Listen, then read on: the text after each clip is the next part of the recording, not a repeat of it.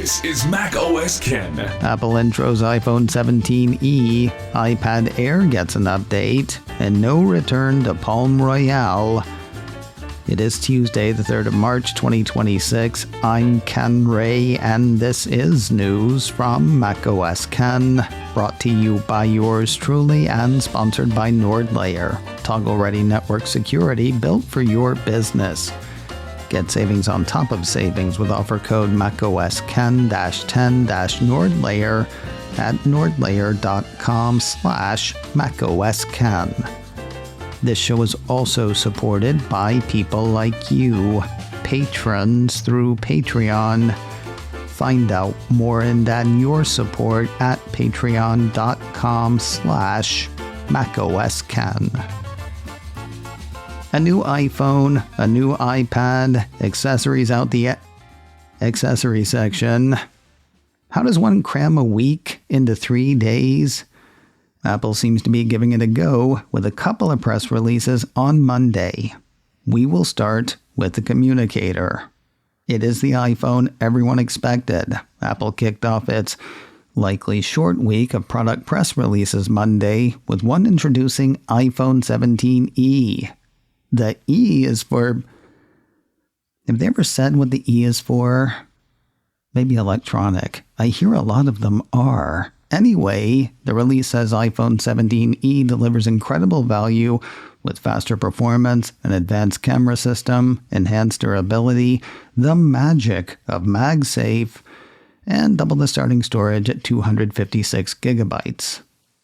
Need I say more? Well, I'm probably gonna anyway. The faster performance is thanks to the A19 processor, which goes to 11 compared to the A18 that powered iPhone 16e. While A19 does power the base model iPhone 17 as well, they're not the same. A piece from MacRumors points out that the 17e's A19 has a reduced 4-core GPU to iPhone 17's 5 cores. The site says that'll make gaming slightly slower, though most people are not going to notice. This is not a downgrade, according to MacRumors, as the A18 chip in the iPhone 16e also has a 4-core GPU. When Apple says advanced camera system, it's hard to know what they're comparing it to. The MacRumors piece I mentioned cribs Apple's talk of next-generation portrait support. Bragging on the new phone's advanced image pipeline, portrait mode improves according to Apple, with 17e recognizing people, dogs, and cats, and automatically saving depth information, allowing users to turn photos into beautiful portraits with background blur after capture, and to adjust the focus point in the Photos app. Is it just me, or does that sound like software stuff? Not that that's nothing. Still, a piece from Engadget indicates that iPhone 17e uses the same single-sensor 48-megapixel fusion camera used by iPhone 16e. Can I pause for a moment to say none of this is meant to denigrate the new iPhone? It is going to be the best phone some people have ever had. For most people, myself included, the iPhone 17e is actually more phone than they or we really need. That said, I never want to give up my 5x optical zoom nor my extreme close-up macro lens ever. By which I mean ever. Point is, I'm not knocking the new iPhone, just comparing it because that is what one does. Now back to it. As 9 to 5 Mac predicted last week, all God's iPhones got MagSafe now. According to Apple's press release, with fast wired charging using USB-C, iPhone 17e can charge up to 50% in around 30 minutes. iPhone 17e also supports MagSafe and Qi 2 for fast wireless charging up to 15 watts compared to 7.5 Qi wireless charging on iPhone 16e. MagSafe chargers, stands, cases, wallets, camera accessories, and more snap easily on the back of iPhone 17e, providing seamless alignment with a wide ecosystem of accessories. Did iPhone 16e have messages via satellite? I honestly don't remember, but iPhone 17e does. and emergency SOS via satellite, and Find My via satellite, and crash detection. You kind of gotta love that safety is not just for the well-heeled. Though you do still have to be pretty well-heeled to get even the lowest cost iPhone, but we'll talk cost in a bit. More efficiency means more power, or longer power, theoretically. Apple says iPhone 17e features C1X, the latest generation cellular modem designed by Apple. C1X is up to 2 times faster than C1 in iPhone 16e and matches the speed of iPhone Air.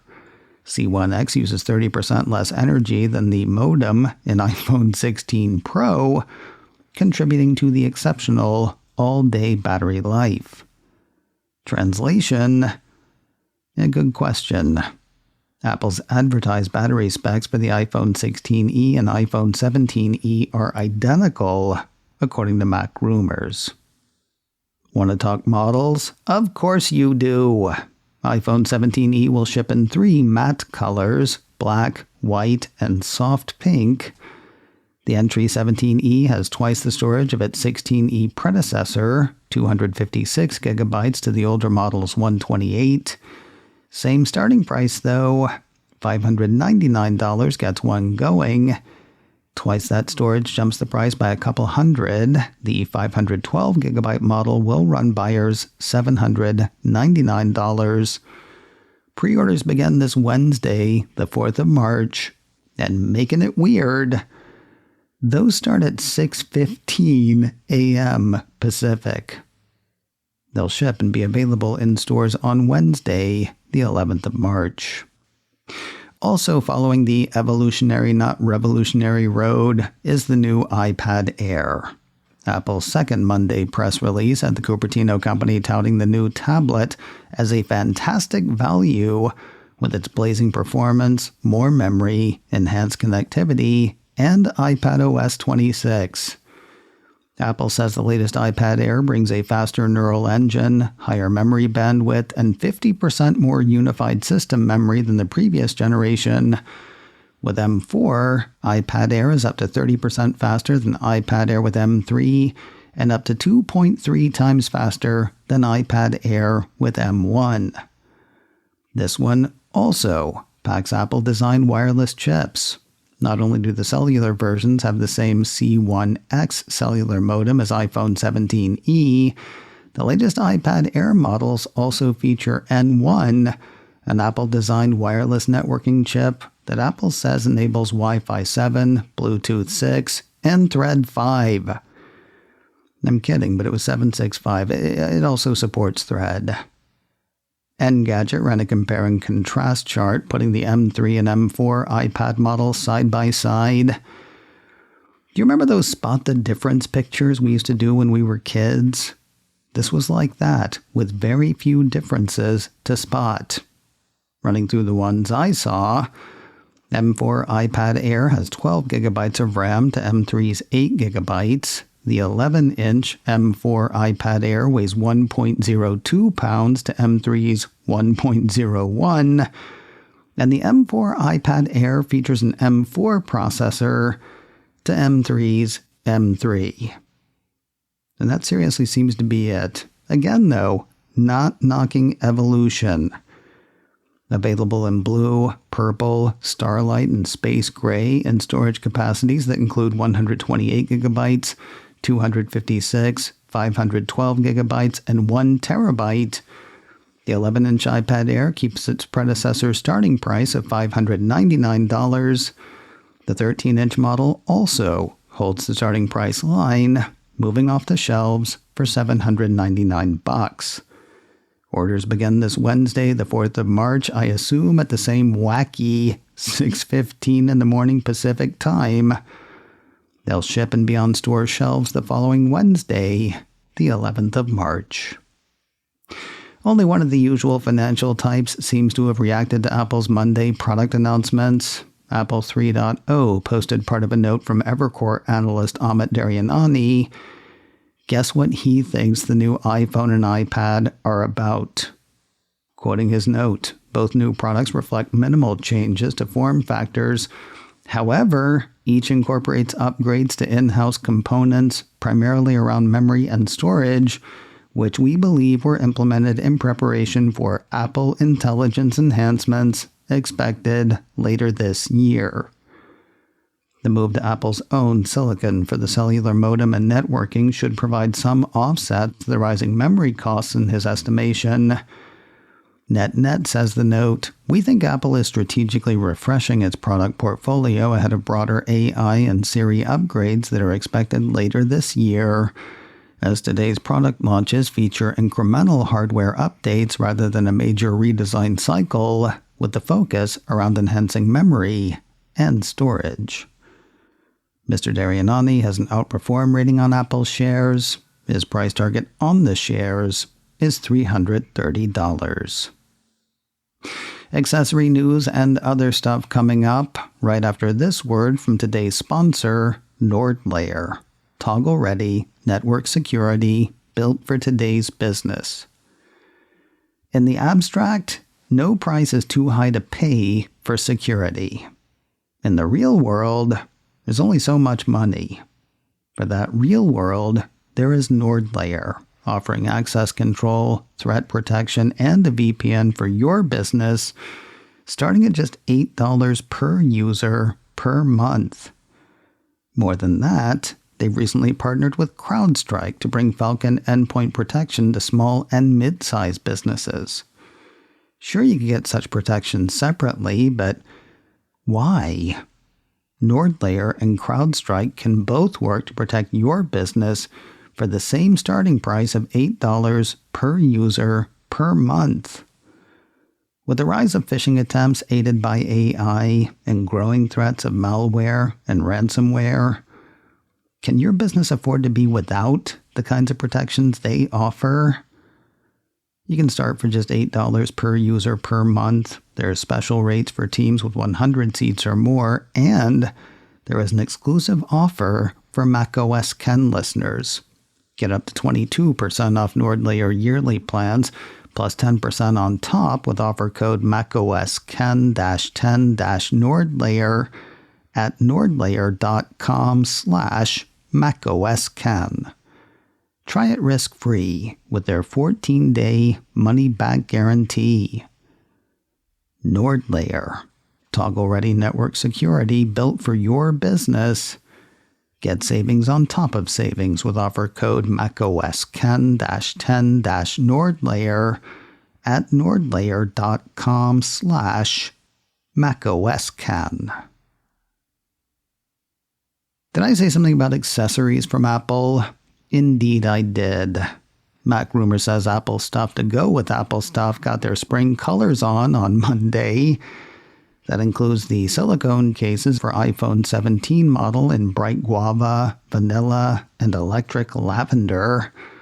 iPhone 17 Pro and Pro Max also get bright guava and vanilla, though electric lavender has to sit this one out. iPhone 17e got silicone cases in bright guava, vanilla, and soft pink, among other colors.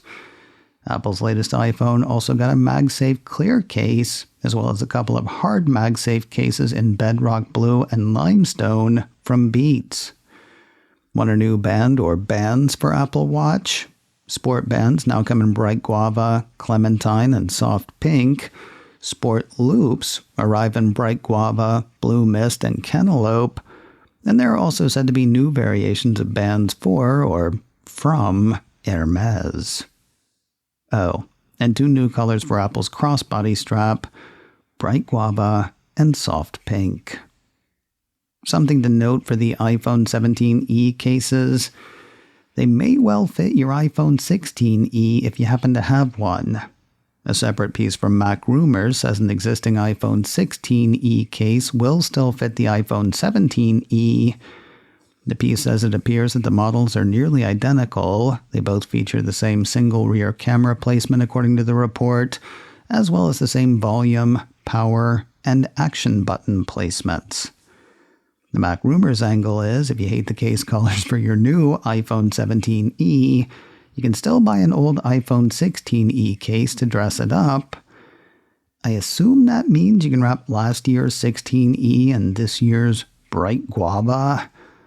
Though you might want to try before you buy if you can make it to an Apple store or reseller. Apple's day of new hardware did not slow its software side. A couple of pieces from MacRumors had word of various developer betas. One had Apple seeding third developer betas of iOS and iPadOS 26.4, while the other had the company dropping version 26.4 Beta 3 of watchOS, tvOS, and visionOS. macOS 26.4 seems to be getting squirrely these days. Last week, macOS Tahoe 26.4 was the only OS that got a public beta seeded, if memory serves. This week, no developer beta. Squirrely. And finally today, sort of sad news from the Phantom Zone. Deadline says Apple TV has ended the Kristen Wiig-led series Palm Royale. Laura Dern, Allison Janney, Ricky Martin, Mindy Cohn, Julia Duffy, and Carol Burnett were just some of the rest of the insanely great cast. Personally, though, can't help wondering if now is not the time for the story the show was telling. Loosely based on Juliette McDaniel's novel, Mr. and Mrs. American Pie, Deadline says Palm Royale is a true underdog story that follows Maxine Simmons, played by Wiig, in 1969, as she endeavors to break into Palm Beach high society. Because if there is one thing the average viewer idolizes right now, it's rich people. I'm not sure now was the right time for this story. The good news, the show's second season apparently ends on a high note rather than a cliffhanger. The report says Palm Royale could have continued, but the ending gave the show a conclusion, and there was a special tribute to Carol Burnett's character, Norma Delacourt, in her planned final episode. As Norma, Burnett sang a wonderful rendition of Something Good in the second season finale. While the show will apparently not go on, what has been made is still out there. Both seasons are available to stream in their entirety on Apple TV. macOS Can, brought to you by me and sponsored by NordLayer, toggle-ready network security built for your business. Get savings on top of savings with offer code macOSCan-10-NordLayer at nordlayer.com/macoscan. This show is also supported by people like you, patrons through Patreon. Find out more and add your support at patreon.com/macoscan. Advertising handled by Backbeat Media, online at backbeatmedia.com. You can find me on Mastodon, macoscan at mastodon.social. You can also send me an email, info@macoscan.com. Until next time, that is news from macOS Ken. I'm Ken Ray.